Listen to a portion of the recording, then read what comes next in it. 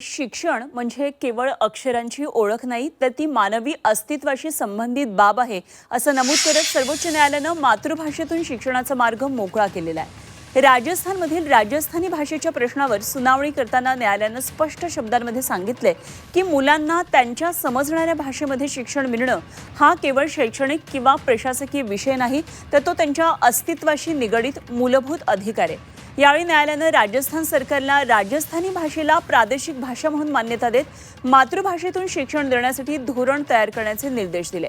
राजस्थानमधल्या काही याचिकाकर्त्यांनी जनहित याचिका दाखल केलेली होती। राजस्थान शिक्षक पात्रता परीक्षा 2021 मध्ये राजस्थानी भाषेचा समावेश करावा, प्राथमिक शिक्षण राजस्थानी किंवा स्थानिक मातृभाषेमध्ये असावं, अशा मागण्या या याचिकेमधून करण्यात आल्या होत्या आणि त्यावर न्यायालयानं हे निर्देश दिलेले आहेत।